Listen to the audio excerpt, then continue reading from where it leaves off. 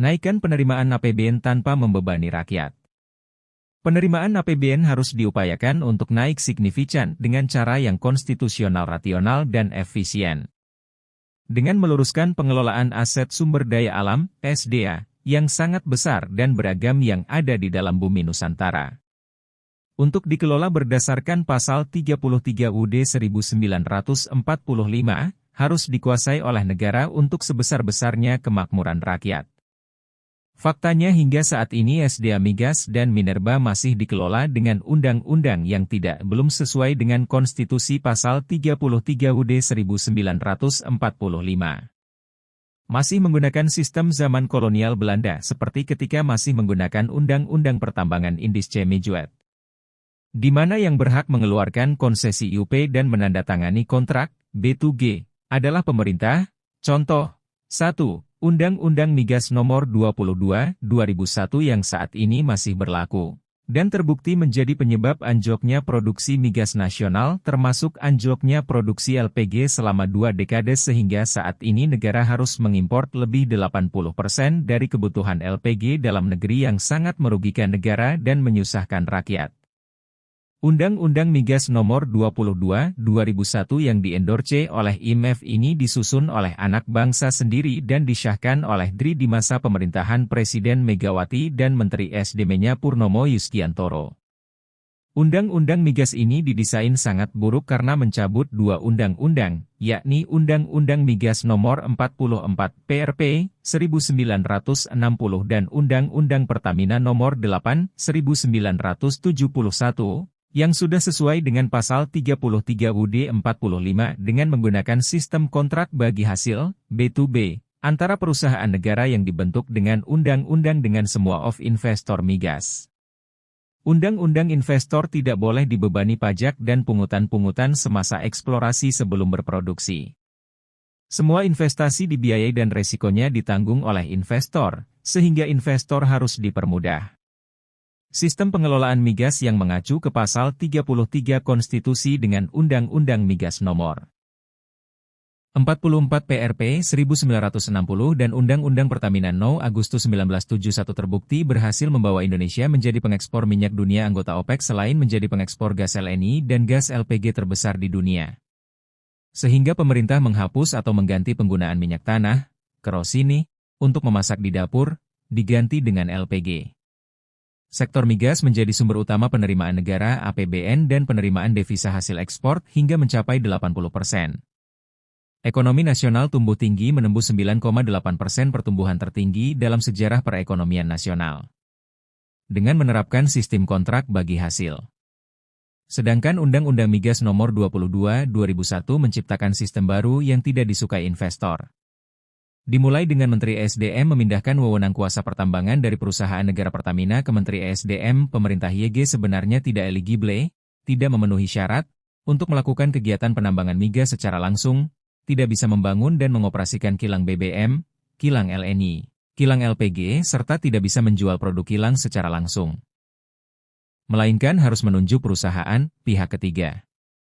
Selain belasan pasalnya inkonstitusional karena sudah dicabut oleh Mahkamah Konstitusi. Namun faktanya Undang-Undang Migas BO 22 2001 dibiarkan terus berlaku oleh Presiden dan Menteri SDM sejak tahun 2001 hingga hari ini. 2. Undang-Undang Minerba No. Maret 2020 masih menggunakan sistem konsesi IUP zaman kolonial juga dengan kontrak B2G antar pemerintah dengan investor Minerba. Sistem zaman kolonial ini pasti tidak sesuai dengan pasal 33 UUD 45. Sewaktu saya di Komisi 7 DRI saya sudah sarankan agar di dalam penyusunan Undang-Undang Minerba yang baru sebagai pengganti Undang-Undang Minerba Nomor 4 2009, supaya mengganti sistem IUP dan sistem kontrak B2G, diganti dengan sistem kontrak bagi hasil B2B. Antara perusahaan negara pemegang kuasa pertambangan YG dibentuk dengan undang-undang berkontrak dengan investor. Untuk memastikan agar penerimaan negara APBN harus lebih besar dari keuntungan penambang minerba dengan porsi 65% untuk negara dan 35% untuk penambang minerba selain menjaga kedaulatan negara atas kekayaan sumber daya alam biaya.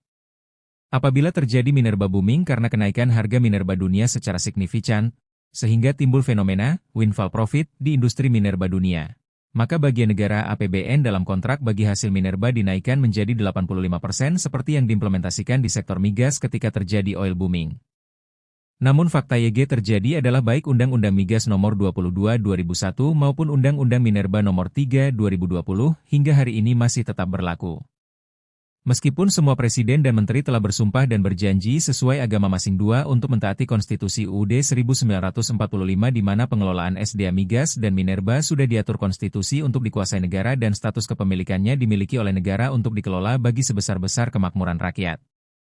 Bukan untuk sebesar-besarnya kemakmuran penambang sebenarnya sejak Undang-Undang Migas Nomor 22/2001 YG sangat buruk ini baru berjalan 1 tahun, pada tahun 2002 saya sudah minta agar undang-undang ini dicabut.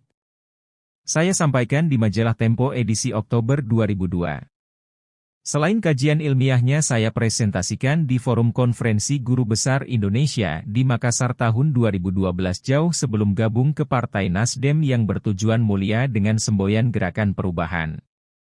Tahun 2014 saya anggota legislatif terpilih Partai Nasdem pertama untuk Dapil NTB dan ditempatkan di Komisi 7 YG membidangi energi, SDA dan lingkungan hidup. Di diri saya sudah perjuangkan agar Undang-Undang Migas Nomor 22/2001 supaya dicabut dan kembali ke sistem tata kelola migas yang simpel di bawah perusahaan negara, Pertamina, yang khusus dibentuk dengan undang-undang.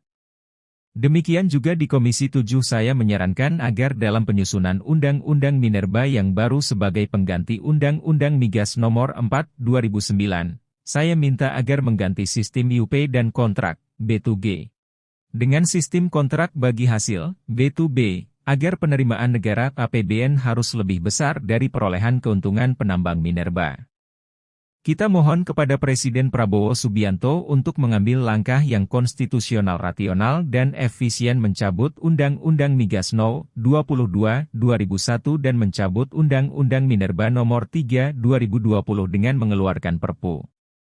Bertujuan agar penerimaan negara APBN dapat dilipat gandakan secara signifikan tanpa harus memberatkan rakyat menuju pertumbuhan ekonomi 8% menjadi negara industri maju di tahun 2045. Dr. Kurtubi, anggota Dewan Pakar DPP Nasdem, alumnus FEW Jakarta, IFP Perancis, CSM Amerika, mantan pengajar ekonomi energi pasca sarjana FEW dan Universitas Paramadina.